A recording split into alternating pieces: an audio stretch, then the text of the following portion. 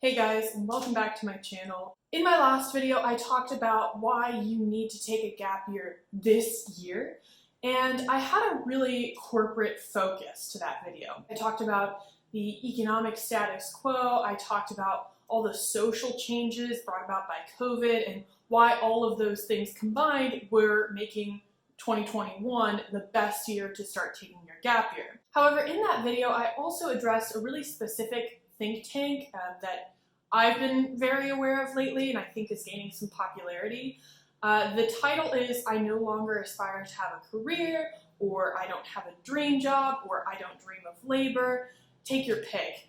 But it's one of those alternative theories that really challenges, corporate America and hustle culture and just the idea that you need to be born, go to college, get a job, work 40 years, and then when you retire, then you've earned, some kind of respite. And I've been watching a lot of these videos because I'm intrigued and because they make such valid points and because I do totally understand where they're coming from.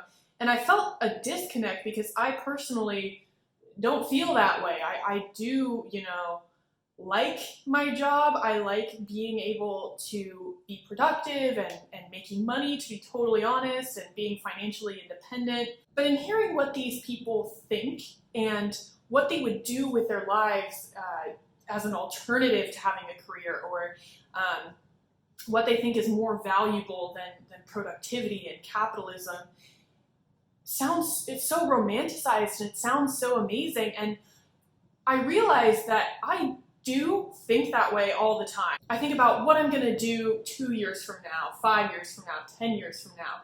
I find myself constantly chasing my next dream and constantly reevaluating where I am in life. I wanna be here until I go to college, or I'm gonna be here until I find a better job elsewhere, or I'm gonna be here until I get so sick of San Francisco that I wanna travel the globe for a while. And I realized that I do have the luxury of just redefining my goals and my dreams and my life at any moment, on any whim of mine. And it's largely because I don't have student debt. I think that student debt is probably the biggest reason why the proponents of alternative lifestyle culture don't actually pursue those dreams to the fullest, or those changes to the fullest. They're bogged down by financial responsibilities, and because of their debt, their life isn't fully their own. They basically have to stay in a corporate environment that pays the bills because they will always have bills to pay, or at least for the foreseeable future. And I think that that's what makes them so unhappy with their situation.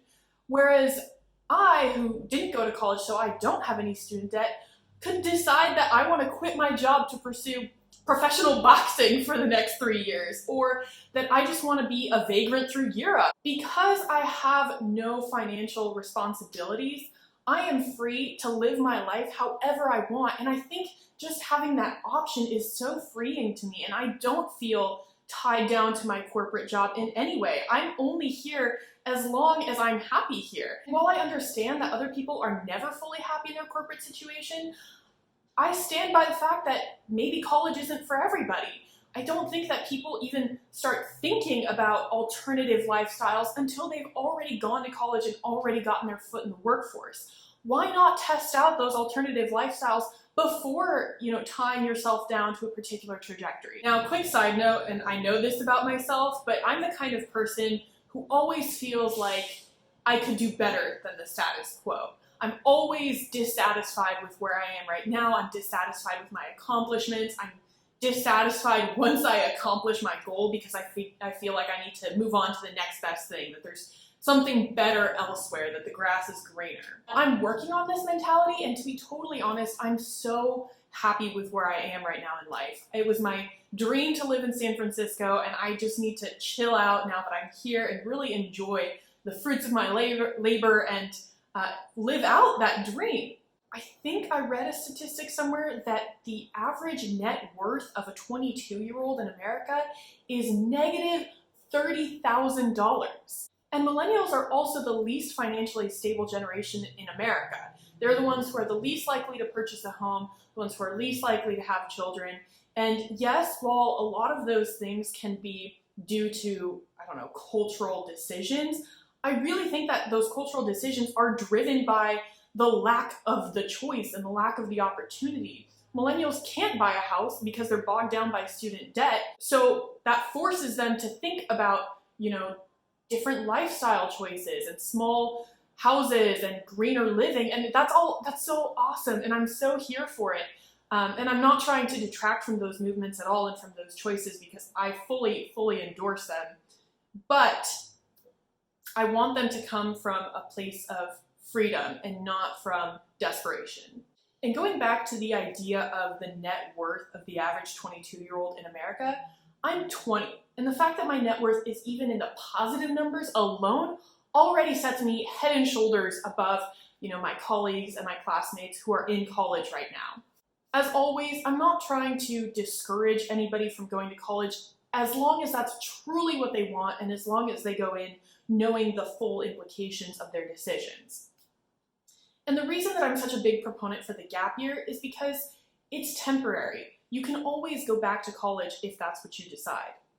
If you're the kind of person that really just needs to go to college, I totally support you. I personally am a very academic person. I did very well in school. I love learning. And in a lot of ways, I feel that the higher education system failed me personally. But I am by no means lacking in learning opportunities and in intellectual stimulation. In my job alone, I think it's so cool to just see other careers in action, to see, the trajectory of a company, to learn about what key metrics we can track and why we choose to track some over others. Those are just the small things that I'm exposed to on a daily basis that are just so interesting to me.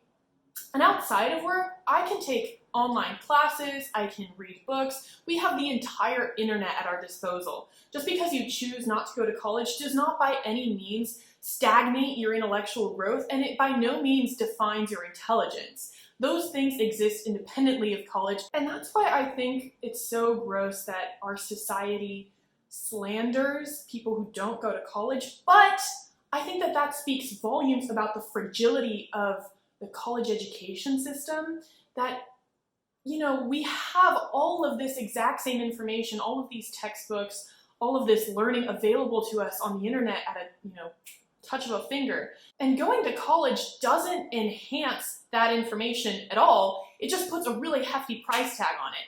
So college literally has to stand on its own reputation in order to incentivize people to keep going. But I'm here to tell you that you don't need it. You can find success, happiness, growth, financial stability, all without college. I know that was a really long-winded rant and I might have gone off topic a little bit, but if anything, I just wanted to give you another reason to even consider taking a gap year. All right, if you want to see my previous video where I talk about taking a gap year this year very aggressively, I'll have it linked up here for you. And as always, thank you so much for watching, liking, and subscribing for more content about not going to college and also San Francisco, because that's where I live. I will see you guys very soon. Bye.